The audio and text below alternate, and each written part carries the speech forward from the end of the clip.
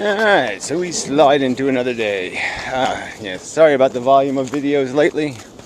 Yeah, well, sorry about the volume forever, but especially lately, way too many videos. It is a lot of viewing time that has to be expended, and I'm sorry for that imposition. But anyway, on the subject of the truth, Great Text made a video. Didn't really say anything useful in my opinion. I think there are differences between statements that are the reliability of statements, and that's really all we're talking about. You could say something like, chocolate ice cream is yummy. Now, as a declaration, it doesn't really say anything. I mean, it's not by its nature yummy. So without a context, it's basically a false statement. It doesn't really mean anything. It doesn't say anything because it's saying too much. It's implying too much. It's going too far. But if you qualify it and you say, most human beings enjoy a pleasant sensation when eating chocolate ice cream. Well, now we have a more explicit statement. It can be challenged, can be tested, because it's saying something explicit enough.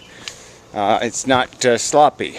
So that's sort of the irony, is the sloppier the statement, the less testable it is. The more explicit the statement, the more testable it is. And that's sort of, I mean, you'd prefer it to be the other way around. But unfortunately, it's not. And that's why we have such a problem, I guess, in philosophy or discussions of the truth, is that the sloppy statements are the ones you can't disprove, like there is a God, or some other kind of statement. Because you can't do anything with them. There's no way to attack, because there's no basis for the statement in the first place, i.e., no evidence, or it's so ambiguous or vague that you don't know what you're attacking. Like I said, I wouldn't argue that chocolate ice cream isn't yummy merely because obviously it is to some people. So it puts you in this defensive position without even, you haven't got to the table yet and you're already at a disadvantage, because now you're going to be implying that you're saying it's not yummy if you're arguing against it, even though that's not what you're saying. You're just saying it's not yummy for everyone. Alright, well, enough of that. Yummy. I don't even like saying that word. So anyway, this whole idea that the truth is, number one, elusive, or that it's somewhere distant in the future, like we can't get to it yet, it's way over there. No, it's within our grasp. And it's not a gooey thing. It's not a slimy ball of mush that we can't grab hold of and test and judge and measure the credibility of, and all of that stuff, so we can make pretty authoritative statements concerning our reality. This dirt is brown, or some kind of statements describing the reality. And there's just a bunch of people who'd rather we didn't do that, because they know that the truth isn't fun, that the truth doesn't validate their ego and their dreams and their ambitions and their wants and their desires and their admitted bigotries, their admitted bias. The truth doesn't validate it. So they wish to argue that there exists no such thing as a truth. There, that solves the problem. I can't argue against truth, so I will claim there is none. And that way I don't have to argue. How convenient. Yeah, really convenient. So, let's see, how can I defend the opposite? Well, it's always going to be to a standard. So that's the first thing we got to recognize. That, yeah, everything could be a lie. We could be getting fooled.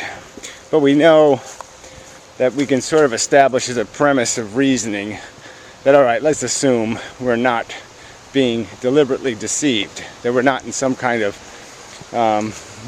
chair in some laboratory somewhere having our perceptions manipulated. And let's talk about what we experience and what we see and what we've learned and how those add up to something. But that's all the game is. I mean, Darwin Samp just sort of explained it in the sense that there's only these two elements. There's your premises, and then there's the logic when you apply the premises to the equation. The premises establish the value of the variables, x plus y equals z. I mean, it's, if you fill in the x with a premise and you add it to another premise, you can draw a conclusion that is a combination of those two premises. And I mean, that's sort of what everything that's claimed to be the truth should be founded on. Now, for religious people, their premise is silly because X is faith is a legitimate source of understanding, which kind of just blows up everything right there, because you can combine that with anything else and then it becomes the truth. I have faith in Goldilocks. Goldilocks will have a second coming. Yeah, and she will bring us the knowledge of the three bears. You just make up anything and call it a truth. And that's obviously crap, because the premise is crap. You can't have a premise that you can't defend. An indefensible premise will break any logical chain because it's a fake. It's not a real integer. It's not a useful. It's replacing a variable with a variable. It's merely saying x plus real premise equals z, and just changing the x to a w. There's no point in it.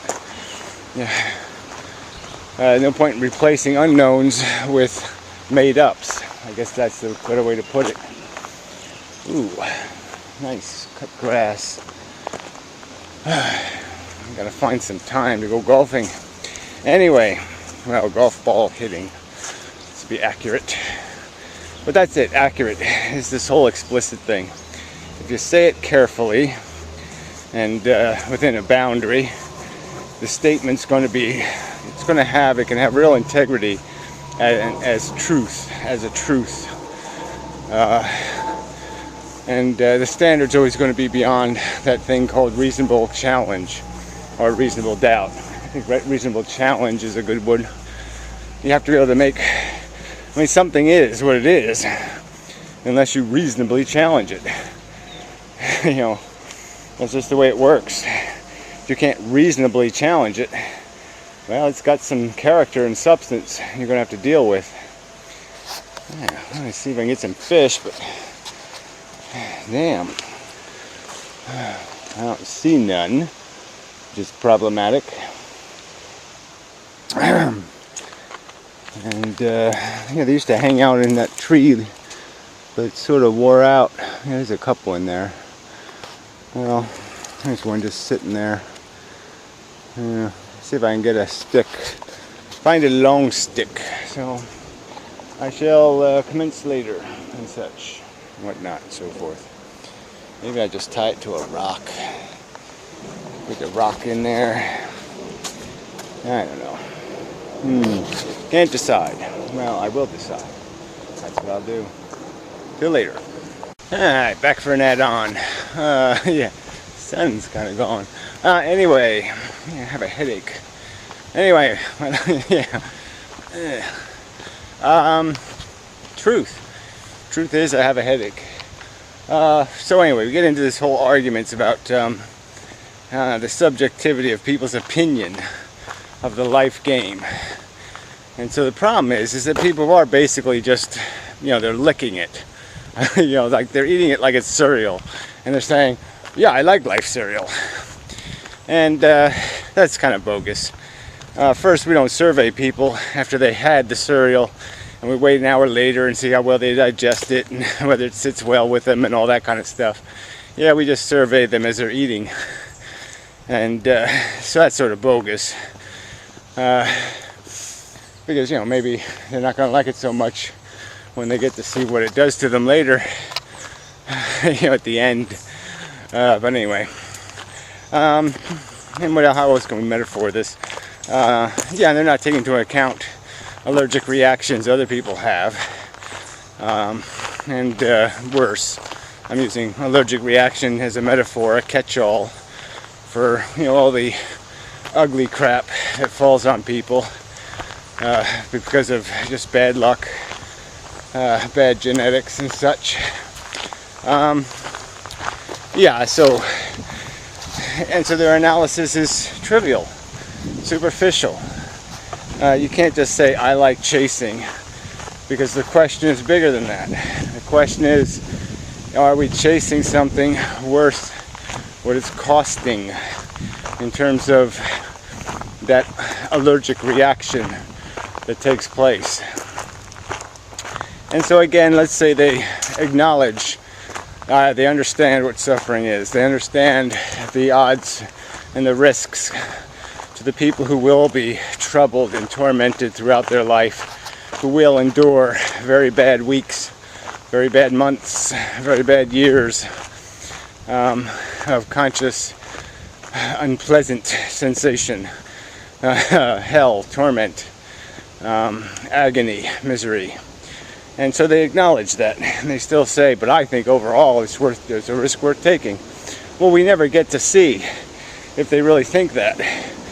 If you know, if we were to roll the dice with them, you know, at the end of their life, and that their life is over, they're in a very comfortable state of mind, they have no aching want to accomplish, no desire, no giant boner to satisfy, and then we put it to them.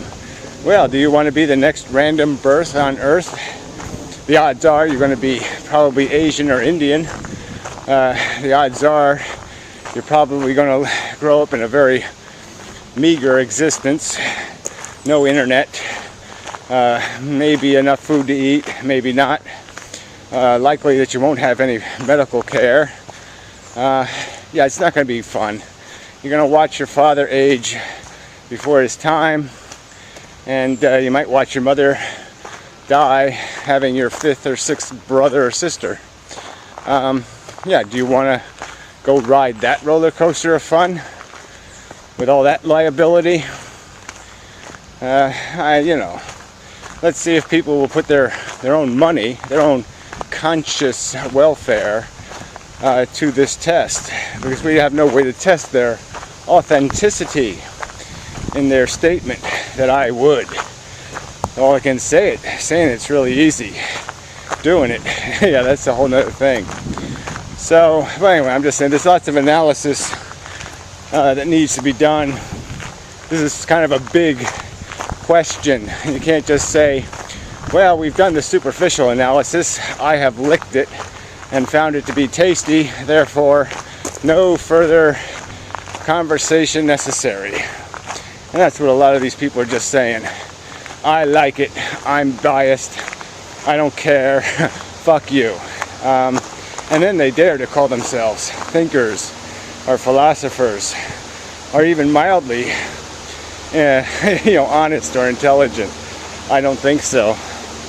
That attitude doesn't qualify as an intelligent response to the inquiry. Can life justify itself? Does it have components that provide evidence of merit and substance and integrity? Or is it all just hearsay? Yeah. Anyway. Yeah, anyway. On to the thing and stuff and such. God, I'm tired now. Yeah. Alright, that's not your problem. It's my problem. Yeah. Yeah. Life ain't tasting good today. But anyway. Till next time and such. So forth and whatnot. The sun.